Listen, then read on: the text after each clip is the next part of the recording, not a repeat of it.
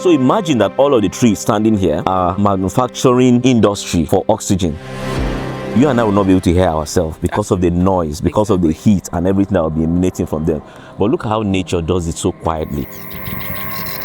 What we are hearing are the chirpings of insects, howling of crows, and just the calls of birds. That's all we are hearing. Very quiet, and that's what nature does. Does it very efficiently and very quietly, and allow humans to go about their lives. But we go around, we clear everything, and then we increase what we call the micro heat index of that environment. Increasing the heat so that you need to power your ACs for you to be able to cool down. This year's World Environment Day's theme is all about protecting the environment for the average Nigerian, who is all about trying to survive traffic, flooding, and the high cost of living. Why should they care? Asking such questions will feel as if we are doing the environment a favor. Some of these things that we're experiencing is because of how we've treated the environment over time. You would think that people who are educated are not as enlightened as you think. Because driving behind a Porsche car in Lagos, you would think that the person must have gone outside of the country and seen how things are being done. Some meters down the line, so you are driving behind the person, you will see the glass coming down and then the trash out of the vehicle. So the first hour is the decision-making sound. But once you go to the next hour, you can't come back. That's the point of no return. The fruits, nobody harvests anything. The monkeys and other animals enjoy whatever they find. The birds feed on them and so on. We look at things more from the utility value of it rather than the intrinsic value of it. And by the time you start looking at nature from the utility value of it, nature is just there for us to utilize. Just like you said, 1 square meter of land in Lagos is very expensive and people want to sell it. But that 1 square meter can do an ecosystem service for you worth much more than the 5 million naira you want to sell it.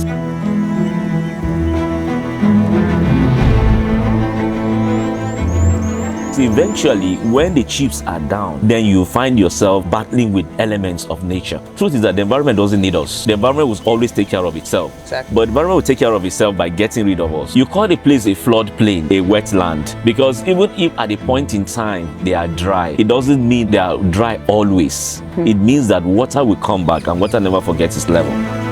Must we sandfield everywhere before we build our homes? Because when we clear the environment, when we clear the forest reserve, when we clear natural places, we expose ourselves to some pathogens. And by the time we do that, we may have the cost, including sometimes human life. And no wonder our life expectancy is very low. When we continue like this, we'll all perish, but the environment will continue. One of the first things that happens on many construction sites in Lagos is the trees disappear. Land gets cleared. Concrete follows. And somehow, we've accepted that as progress. Sadly, Lagos is increasingly being described by a name that says a lot about its transformation: the concrete jungle. But cities don't survive on buildings alone. Nature is an essential part of every city properly planned. As Lagos continues to grow, preserving nature still feels like an afterthought, and we rarely stop to ask what that may cost us in the long run. So we felt this was a conversation worth having. I sat down with Dr. Joseph Onoja, Director General of the Nigerian Conservation Foundation, a conservation scientist whose work continues to shape environmental conversations across Nigeria and beyond. We explored why preserving nature is still missing from our building culture, what it means for our future, and whether development and conservation can truly coexist. This is the conversation about the future of Lagos. This year's World Environment Day's theme is all about protecting the environment. Now, for the average Nigerian or average Lagosian, who is all about, trying to survive traffic, flooding, and the high cost of living. Why should they care? All right, so I want to flip the question. Okay. Because asking such question will feel as if we are doing the environment a favor. Okay. It's the other way around. maybe some of these things that we're experiencing is because of how we've treated the Yes. environment over time. That is why we're experiencing what we're experiencing. But if you had treated the environment better, maybe some of these things will have been reduced. We won't be going through what we are going through, because the environment is the number one unit of production, and we must put it out there so that people understand that not just about mechanical production or production in terms of industries and so on, which is it, but we need to protect the environment. We need to care for the environment so that the environment will care for us eventually. So it is in our own best self-interest for every Lagosian, a typical Nigerian, to take care of the environment so that the environment will take care of us. Let me give an example. We are talking about flooding. It's because of how we've taken care of the environment. Yeah. That is what the environment is giving to us. Because the truth is that the environment doesn't need us. That's true. The environment will always take care of itself. Exactly. But the environment will take care of itself by getting rid of us or by it affecting us. You call a place a floodplain, a wetland. There's a reason why those places are called such.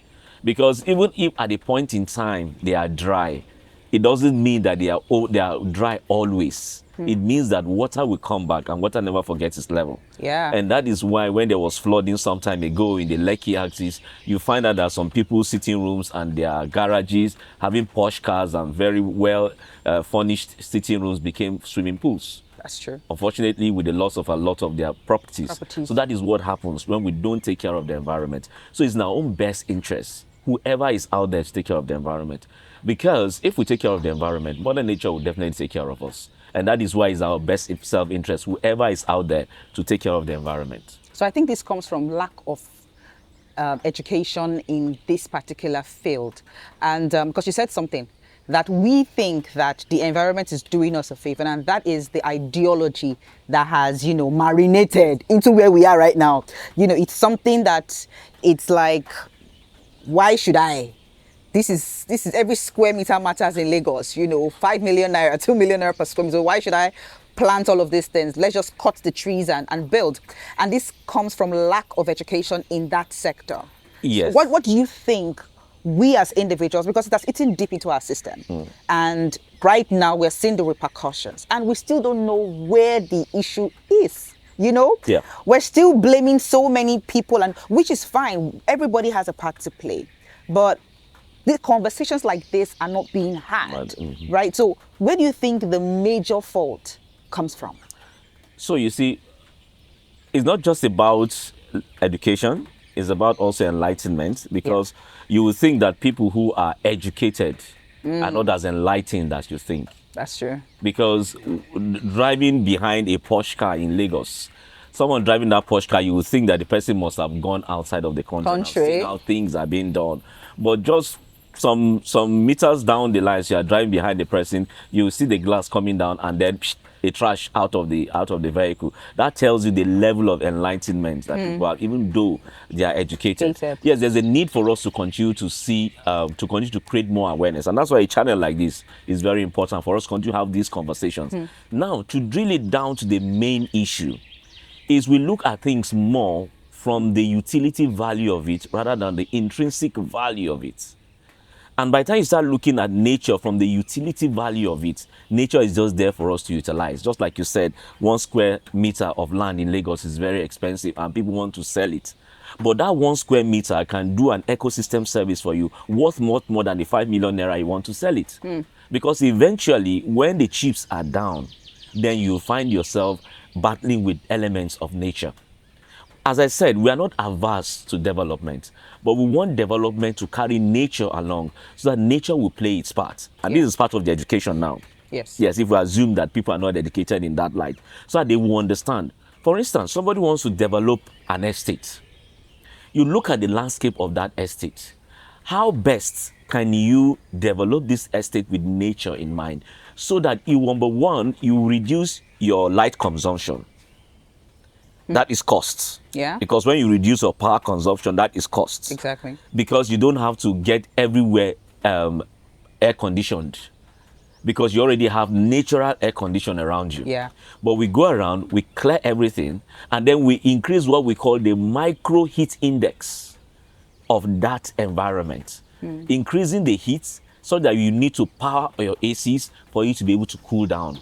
Meanwhile, when you have trees around, it has been shown that an area with trees has up to 5 to 10 degrees centigrade lesser in terms of temperature than areas that are exposed. So these are some of the things that should be factored in. And there are areas where there are natural inundated areas with water. We don't need to sandfill those places. We just need to build with it. You came to our office, you saw the stilts the office is standing on. Yeah. Why not we have technology that can improve what nature has already provided? Must we sandfield everywhere before we build our homes? Can we build our homes on stilts so that when nature is doing everything, when there is flooding, we are relaxed? It's just like Makoko, even though it's not well planned, but that is how we should live sustainably with nature so that whatever happens underneath us, we are well secured. And that is what the Lekki Conservation Center portrays in terms of the architecture, showing that we can actually build with nature. Now, we've had a lot of flood. We have a lot of flood waters within our environment, but we are still secured because our offices are built on stilts. And that is something that we should do. So why people seem as if they don't know is because we are looking at nature just for the utility value of it and not the intrinsic value that nature brings on the table. And this value is not something that you can easily convert into naira and kobo. But on the long run, you are better off. Exactly. But we just want to gain it now and see the naira and kobo. Then we'll spend this naira and kobo down the line gradually. For instance, there are diseases that have been related with that have been indicated that it may be caused by some of the environmental changes that happen. We have heat, we have different diseases that are coming on board. Some of these diseases also, we are exposed to them as humans. Because when we clear the environment, when we clear the forest reserve, when we clear natural places, we expose ourselves to some pathogens that we are not immune to. And by the time we do that, we may have the cost, including sometimes human lives, because we've tampered with the environment. I know these natural things, they do what we call, as I mentioned, ecosystem surveys, biological control, and so on. If you see, for instance, let me mention owls or vultures, because we have this notion about it, all about education as well. If you know the ecosystem service that these animals produce or these animals perform for us, they are very important. They help in reducing the disease index within the human population. And once we clear them off and we kill them off and we don't have their habitat to support them around us, then we start having them. I'll give you an instance for owls. Owls are known to be natural predators for rodents, rats and so on. And rodents are the ones that carry Lassa fever. That's true. So if you have, the more rodents you have or rats that you have around you, the more you are likely to be exposed to Lassa fever. So, but if you have owls will be able to check their population because they have the mechanism to be able to lock in whatever thing that comes with the rat inside of them. Because owls normally swallow the rat whole and regurgitate the bones after the digestion has taken place of the flesh in the body of owls. So that's just one example of what nature or the environment provides for human. So you will not be able to quantify this immediately. But by the time you sell that place, clear the land, you sell it, 1 square meter, 5 million naira, you are happy because you have the money on you. But down the line, you will spend that money taking care of you, if not losing your health, which may eventually lead to the loss of lives eventually, which is even much more expensive than the gain you'll have made from selling that land or destroying the environment. In relation to real estate, there's a housing deficit. Yes. And Lagos is small in comparison to other states. However, Lagos is the land of opportunity. Yes. Everybody wants to come. I believe we have about 5 million people migrating to Lagos every day. Yeah. We still don't have the housing needs met. And Lagos is small. So that's why we have lots of this sand filling, lots of this, trees and felling of trees and all of that. How can we, marry both the population and nature? So wherever there's a challenge, there lies the opportunity. But I think we just want to find the easy way out or the cheapest way out, which is at the long run very expensive, because there are innovative ways. Lagos is not the first city that is inundated with water. We've had other waterlogged or cities that have water around them. Venice, for instance, we have the Netherlands, which is even below sea level and so on. What innovation have they carried out? What investment in research and development have they done and brought up ways that they are able to meet their population? Because, yes, it's easy for us to say, okay, yeah, sandfill all of those areas and build houses. But are we going to reduce the natural human index, the natural human capital? Because it's not just about living in a house. What's the comfort that comes to living in the house? Have we measured the trauma that makes anytime it starts raining, people are afraid to go out or people are afraid to come back to their homes? Are we just seeing providing homes or providing houses without looking at the other social, economic, and health issues that has on the human well-being?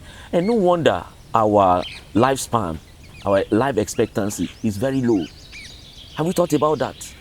So these are some of the things. So it's not just about providing affordable homes, but how affordable are those homes at the long run?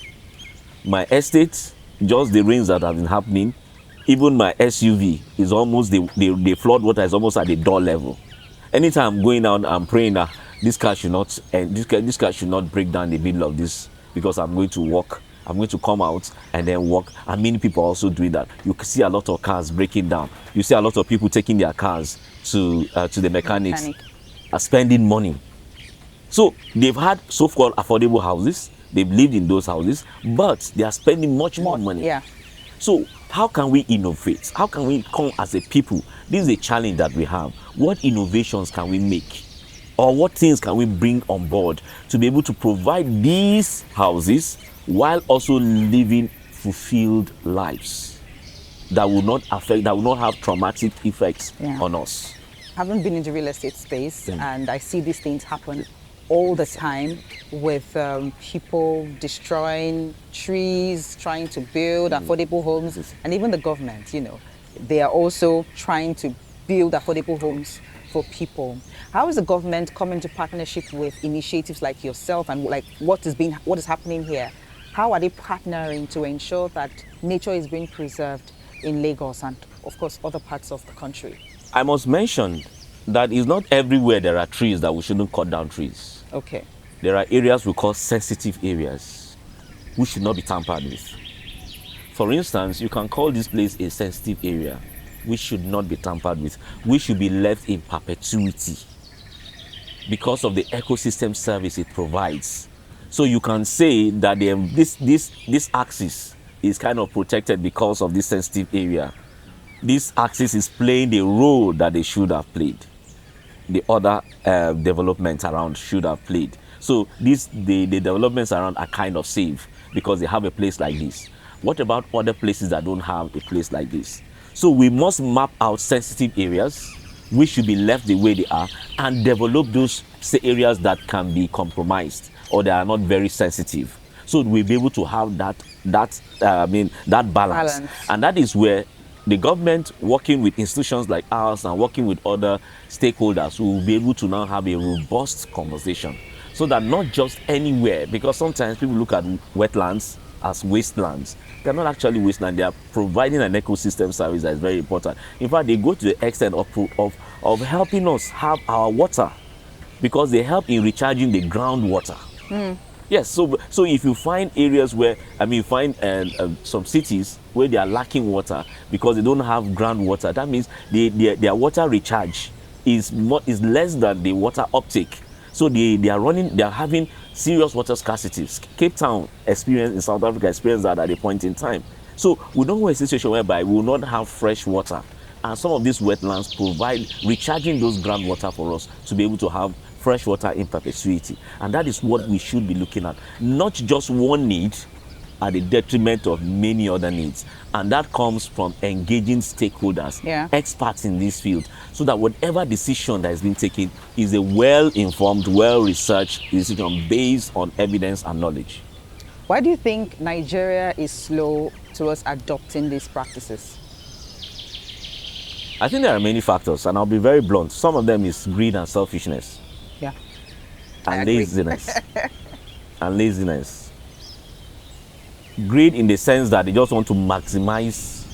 Yeah, it is good to make profit, but when the profit becomes nauseating at the detriment of many others, because a few people who are benefiting from it, the impact will be on many much more than those few people that are benefiting from it. And I say laziness because it requires for us to have rigor in our thinking and in our approach on the things that we do, so that we don't rush into it. We have to take our time to really deliberately dig into, to be able to know exactly what we're doing. So that is where we need to really come together as a people to decide that we want to do the right thing. And by doing the right thing, we may not benefit directly, but our children will come and benefit and be thankful to us that their forebears have laid a good path for us to be able to follow. Because the truth is that when we continue like this, is better, someone says, better for us to live as brothers with the environment in this time around. Or we'll perish, but the environment will continue. That's true. Yeah, the environment will continue, because the truth is that when you evacuate this area, just give this place 2-3 years, it will bounce back. To bounce back, yeah. When this place was gotten about 30 years ago, standing here you could see the office area, but everywhere is built back. And this is a typical what used to be Lekki all the way to Ekpe axis. So this is a typical example of how it used to be before. Now it's now a concrete jungle. And that is why the intersection before you got here is called Ibo, a forest of buffaloes. So imagine in your head buffaloes roaming around in the 30s, in the 20s, and so on. So we really had buffaloes? Yes. And we still have buffaloes in some forest reserves in Nigeria. In the southwest, we still have buffaloes. We still have elephants. We manage the Omo Forest Reserve with the Ogun State government. And just last week, we had footages of elephants in the reserve. So we still have this potential. And Omo Forest Reserve is just about 100 kilometers away from here. And they are playing their ecosystem service. And the Omo Forest Reserve is a watershed for the Lagos Lagoon. So you can see the way nature is interconnected. So by the time you destroy nature in one, it has a repercussion somewhere. So at the end of the day, we are better off as humans to protect nature, so that nature will protect us. Nature doesn't have anything to lose. So when we talk about environmental conservation and environmental protection, it's actually human protection. Because we are not protecting the environment. Rather, the environment is protecting us. Yeah. Now, some people believe Lagos can only develop in the way we want it to develop if some things are sacrificed. Nature, a part of nature is sacrificed. Have you heard such statements before, and do you think that is true? I've not heard it directly, but I've seen it. I've seen it in play. Because when you see people just destroy nature without recourse to what the repercussions will be, you just know that's their thinking. Because you wonder, some people look at a sensitive area and want to develop that area. For instance, during the dry season, you see a floodplain and you want to go and develop that place, when you know very well that during the rains, water will always find its level. And that is what happens when people develop a place like Lekki without providing the necessary buffer when the rain comes and destroys the water destroy whatever millions of property worth of property that they have there. So yes, I've not seen it. I've not heard it, but I've seen it happening, and it's to our detriment. It is to our detriment, because at the end of the day, by the time you look at the destruction, the costs in terms of tampering with nature, because these costs don't come at once. At once, exactly. We kind of overlook it. But there's a cost with tampering with nature. I'll just give an example of my estate. My estate has about 350 residents, homes. Now, if you have that homes, let's example 4 people in a home. 350 times 4. You're talking about almost 1,200 people who are going to be affected one way or the other. If the father and the mother, or the man and the woman has cars, 2 of them have cars, they are growing out. Imagine the burden on them, because they'll be thinking, just like me who was praying when I was wading through the water, they are also praying and thinking about it. Imagine the traumatic effects on those people. And then the ones that go to the mechanic, the various different mechanics to go and fix their cars. and on top of the money they don't have. So you can see that it has knock-on effect, and then there's loss in man hour. That's true. Yeah, there's loss in man hour, and then various things. So you can see that at the end of the day, it's very expensive for us not to go with nature. I think the issue is also the fact that we're not asking the right questions, and we're not seeing things from a different perspective. We're always quick to say, okay, the reason for this flooding is because this was done, but nobody's really going to the crux of the matter. Why this flooding is happening? Why your car keeps spoiling? You either say, okay, the mechanic. We just, make up stories that are emotionally supportive at that point. Right. So that's just helping us to douse the pain immediately. And that is why stakeholder engagement is very important.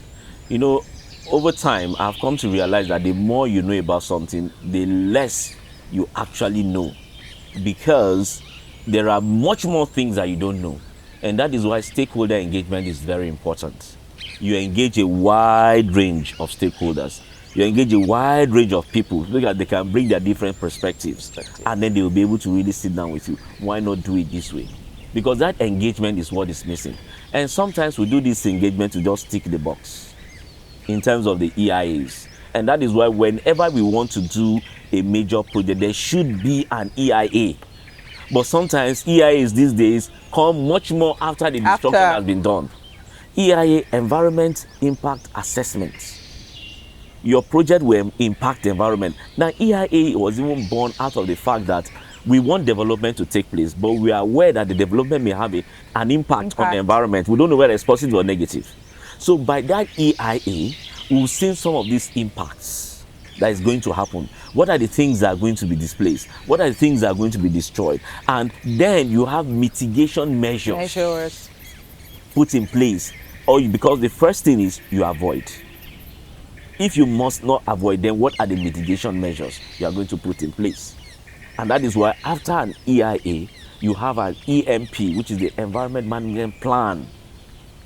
Now, we're trying to also add the social component to it in all of that, but I'm just restricting to the environment since we're dealing with environment issues, because you also have the social component of it. So by the time you have all of this robustly discussed, then whatever project you are having, we know that it's going to have an impact. We are already mitigating in one way or the other. So at the end of the day, it will be a win-win situation. But as I mentioned earlier, sometimes we want to rush into this. We are lazy. We don't want to carry some of these things out. We are looking for shortcuts. We want to profit much more than we should. But eventually, we'll pay dearly for it. Even if not us, but as humanity, we'll pay dearly for it. It may not be the developers directly, but humanity will pay dearly for it. We'll definitely pay for it. What drove you into this research? This field. This field. Yeah. So, I grew up in a countryside. I grew up in Jos. Okay. Yes, I grew up in Jos, and if you know Jos is very rocky.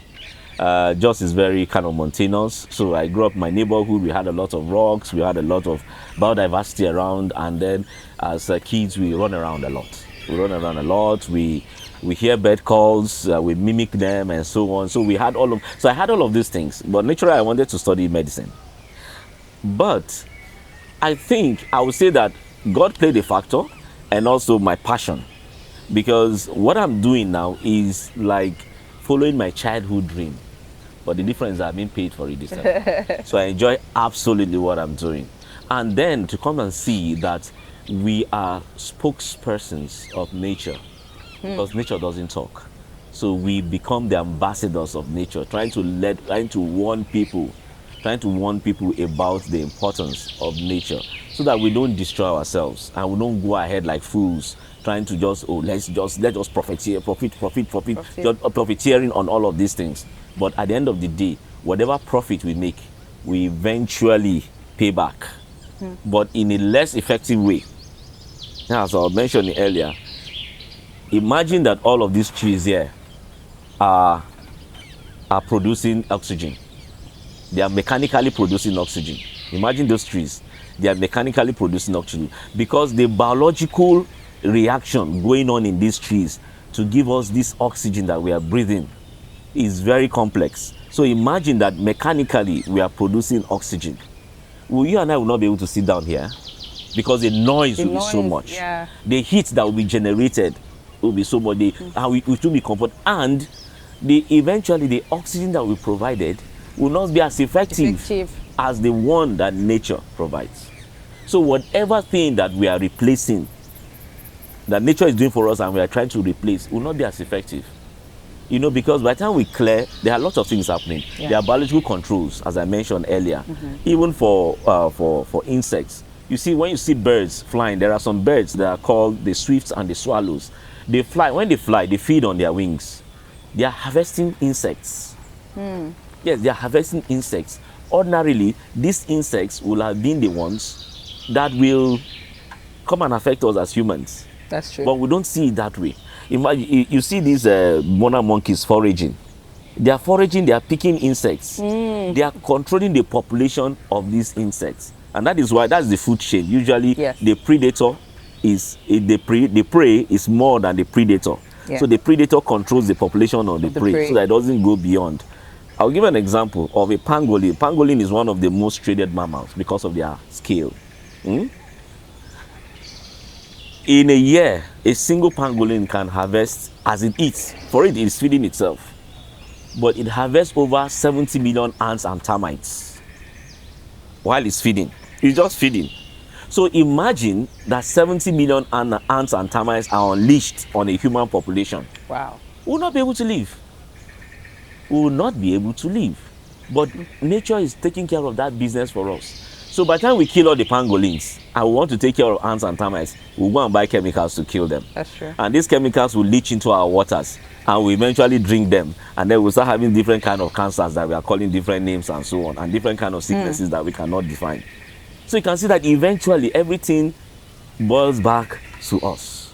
So we are the receiving end. So whatever we give to nature, nature will gladly give it to us if it doesn't multiply it.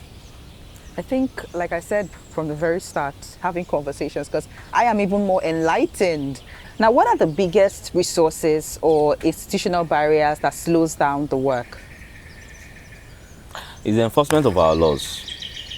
Nigeria has very beautiful laws. Yes, on paper. The laws that we have, at least, they're a good way to start. For instance, there's an EIA Act that should be implemented. So the enforcement of those laws are very important. There are even before now, there's a bill for the president to sign off onto the Endangered Species and I think Forest Wildlife Protection Act that should be signed by the bill before the president, which assents to. So we have some of these laws. We have different environment laws. Nigeria signs on to these laws, but the implementation of it is where the gap is. And that is where, if we are able to implement even 50% of what we ought to, we will not be where we are. We will have a lot of improvement.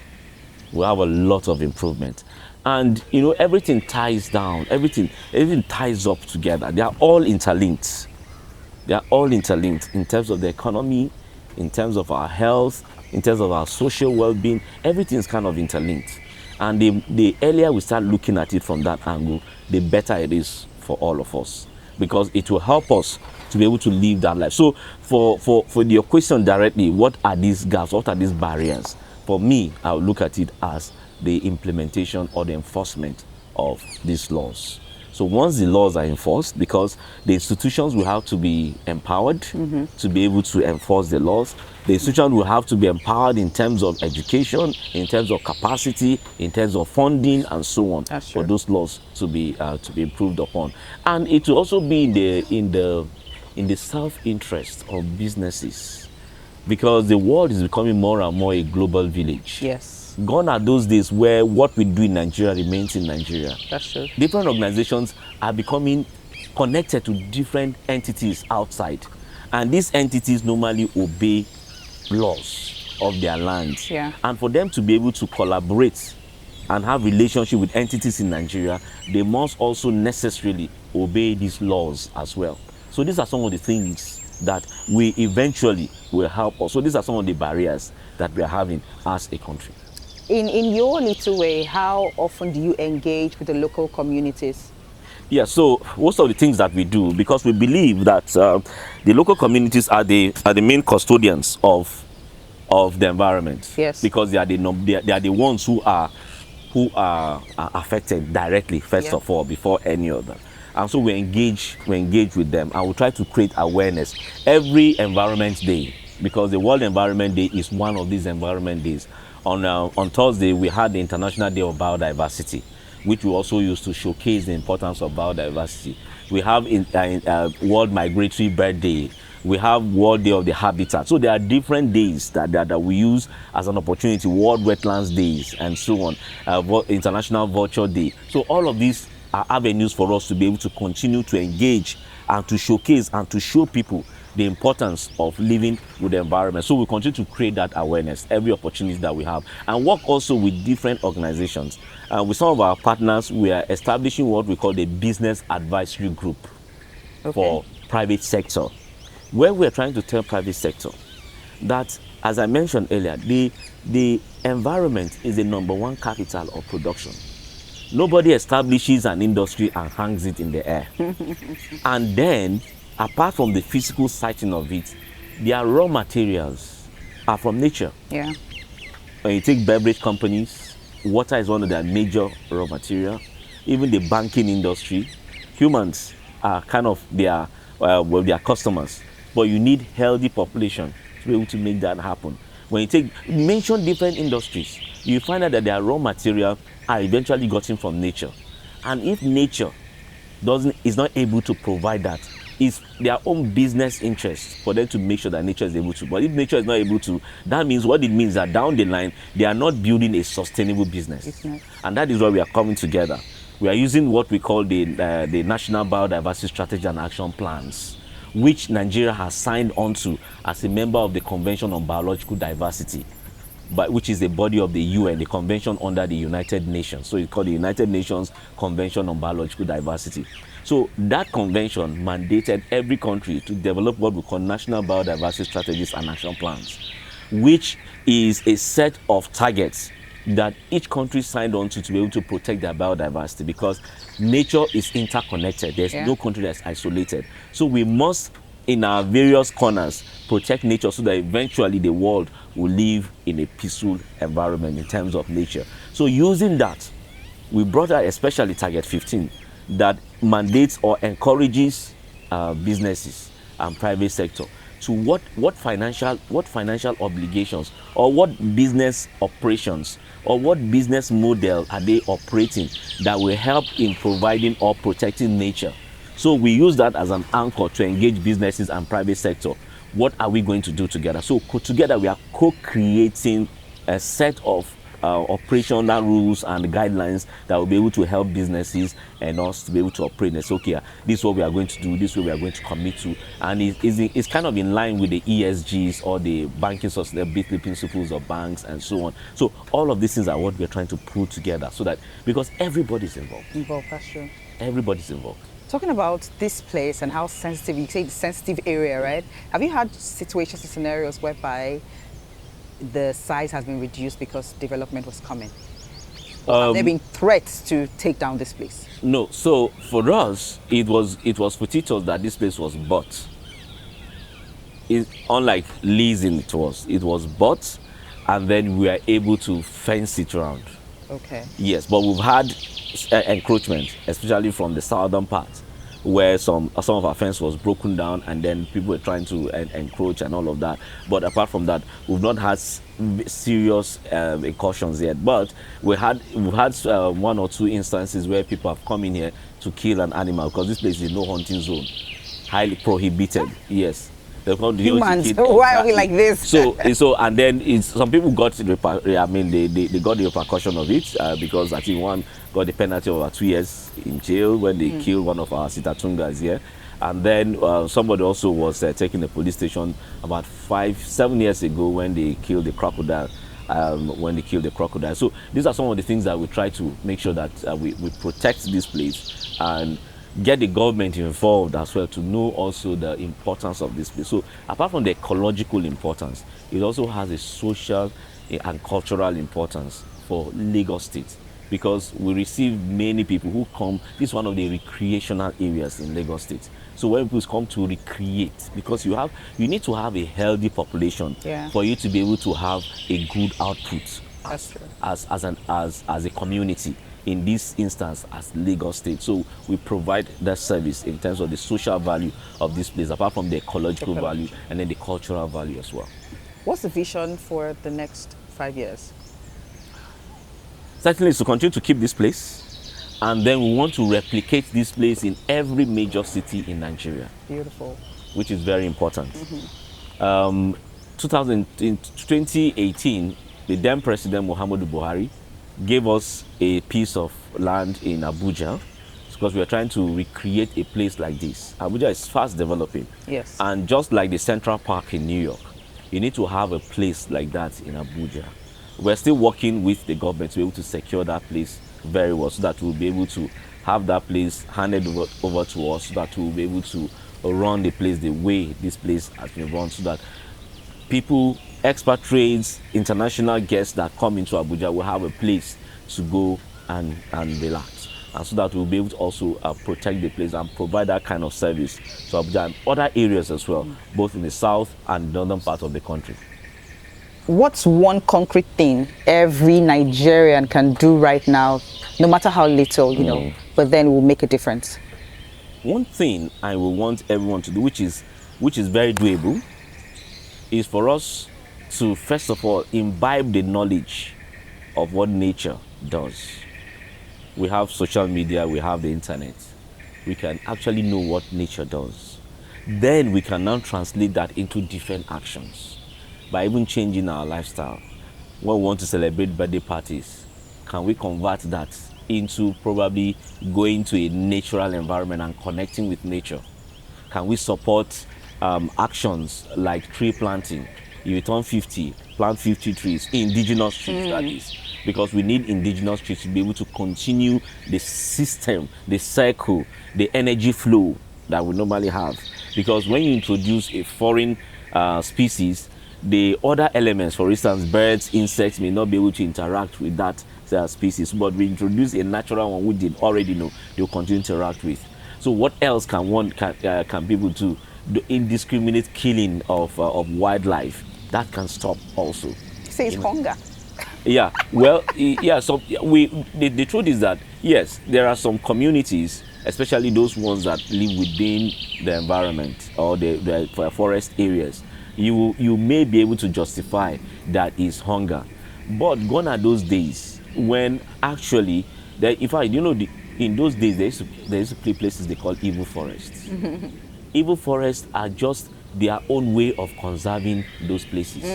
When you find evil forests, there are actually places like watershed, because they don't want people to go, because that is the head stream, that's the head of the stream of the village. So when people go to destroy that place, the stream will dry up. That evil forest is where there are plants that the dibia or the village medicine man goes in to go and cut some plants and come and mix his concoction. That evil forest is where the animals normally breed. That's where we have hunting seasons. So even in that hunting season, there are some forests that they don't allow people to go, because that is where the animals breed. And when they want to go and hunt, they only hunt adult males and adult males and young males. But they leave pregnant women and juveniles, because these are the ones that will recreate the population, that will populate that animal kingdom. But these days, everything is meat. There's no difference. Even a pregnant female is killed. So there are no ethics again. So that is where now that issue of hunger is defeated, because if people just want to get so much so they can make so much money. But if you just take what you want, that's what we call sustainable development. And that is the bedrock of the concept of sustainable development, where you will use what nature has provided today without jeopardizing the need or the ability of future generations to also use that same resources just like you've used it. But the way we are going now, we are depriving future generations of what they have. If the people behind have developed the way we are developing now, then probably nothing will be left for us. That's true. That's So we need to do it in such a way with the mindset that we are leaving this to our children. So it is said that the earth is not something bequeathed to us by our fathers, but it was bequeathed to us by our children yet unborn, so that we use it and be able to leave it for them, so that they also will come and enjoy the life that we are enjoying today with what nature has provided. What partnership or collaboration would you like to see in the coming months? Yeah. So this ties in nicely to what you asked, that what individuals can do and what corporate organizations can do. So NCEB is a partnership-based organization and the membership-based organization. Okay. We are very strong on partnership. We know that we cannot do it alone, and we know that it's not every organization that has the ability or the time to do it, and that's why NCEB is here, for us to partner together. You want to see how things are done. We're here for you. We're here to be able to provide that technical expertise for us to be able to work together to protect the environment. And we have different outlets. We have what we call the Niger Eco Vibes podcast, which is one of the ways where we're trying to create awareness and provide education for people to see. So Niger Eco Vibe is called Niger Eco Vibe podcast. So we can log in NCF, our website. You can find information on that, and we have different members as well, from individuals to corporate organizations and so on, and work together. And what we do with our members is not just that they just come and provide funding for us to do what we want. We want to work together. We want to work together. Some of the actions that we can, for instance, some of our corporate members, anytime we have events or we have activities to carry out, project activities to carry out, we encourage our members to let their staff get involved in what we are doing, so they have first-hand information, or they have first-hand knowledge, yes, of what we do, and they get involved directly. So these are some of the things that we do, and we are big on partnership, and we welcome everyone. In fact, we want everybody to be our partner, if possible, in the next 12 months. Fantastic. Now, what are your final thoughts? Let us protect the environment, so the environment will protect us. We are better off when we protect the environment. Mother Nature has given us the opportunity to show that we are good stewards of what she has provided for us. But if we give it to her the way she doesn't want, she may collect it back, and she will whip us in ways that we will lose more than we thought that we are gaining. So you cannot cheat nature. So let us protect nature, so that nature will protect us. Beautiful. It's been an interesting conversation, and conversations like this are things that should be had often, shouldn't be scarce. I mean, you should go online and be able to get all the necessary information, not just going online.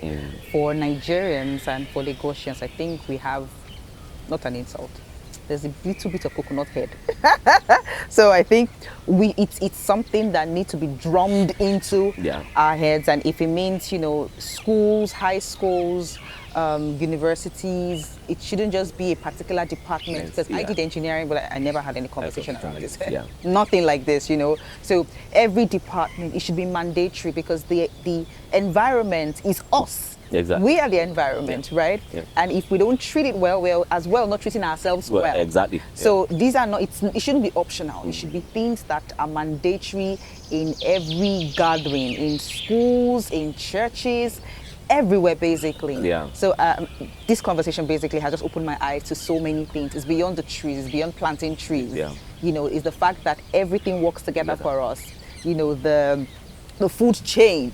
We just learned so many things. It's interesting, and I believe my viewers out there have also learned something. Those in Nigeria, those outside the country, we're going to do our best possible. Like you said, it transcends a country. It's everybody, every human on this planet Earth working together to preserve our home, because that's what Earth is. We say we have life in other planets, but we haven't really discovered it yet. These are just speculations, right? So what we have is what we have, and that is Earth.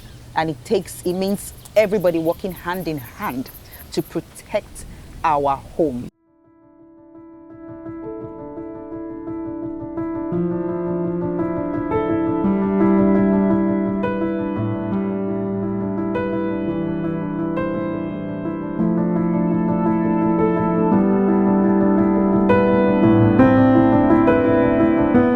Did I just see a crocodile? Yeah, that's one of the crocodiles that we have around. I told you this place is a very natural environment. I can see this. Wait, are there snakes here too? Yeah, there are. All the snakes that you see here, the pictures here, oh my goodness, are all found here in the Lekki Conservation Center. Wow. So the good thing about all of this, we try to, as much as we can, to ensure that the encounter with humans, we don't have any encounter with humans. Okay. Yes, exactly. And we also pushing knowledge about snake bite, especially after the encounter. Yes, recently. Recently in Abuja. Yeah. And one of the things that are also just connecting to the environment I was talking about, you see, naturally, snakes should be in natural environments. And their natural environments are where they find their food. But because we've cleared those natural environments and then built houses, they don't have any other place to go to. Even their prey are running away from the place that we've cleared, coming to our homes. That's true. The snakes will follow them to where they find food. Trees, usually all the trees you see here were not planted. They were just, it shows the resistance of nature. It shows how nature will be able to grow when you allow it. Nature is quite resistant to pressure, but when you allow it, it thrives. So right now we are at the base of what we call the canopy walkway. The canopy walkway was generously donated by the Lagos State government in 2015. It started operations in 2015. Okay. That's 11 years now. And when it was donated, it was built by some Canadians. But the good thing is that they cascaded their knowledge transfer to some Nigerians, who members of that crew are the people who are operating, that they are staff of NCF now, and they are operating the canopy walkway, because they take people in, they teach people what it means. So it is used for, formerly it was used for by scientists who want to study the various levels of the tree, of the canopy, yes, of the forest, the structure of the forest. So where exactly are we now? Okay, we are at the LCC Family Park. Okay. This is the second type of vegetation we have here. You came through the swamp forest, because we have two different kinds of vegetations here, the swamp forest and also the grassland. So this is the grassland, the LCC grassland. It also doubles as the family park and the picnic area.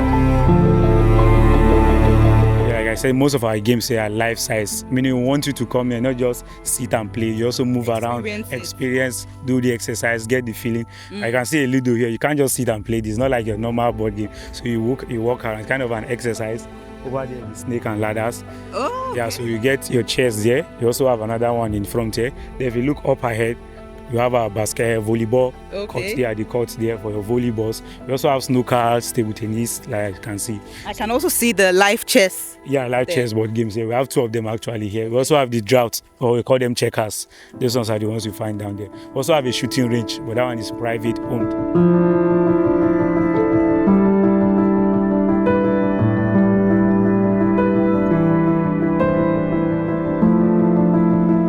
This is the pond. You can see the fishes coming close. Yeah. And the reason why our fishes here can move towards human voices is that we allow tourists to feed them. Okay. We have the fish pillars there where we give tourists to feed them for free actually. So they are used to people feeding them. So when immediately they feel the sound, they get the sound, they start moving towards the sound. They're expecting food actually. So they start moving towards the sound.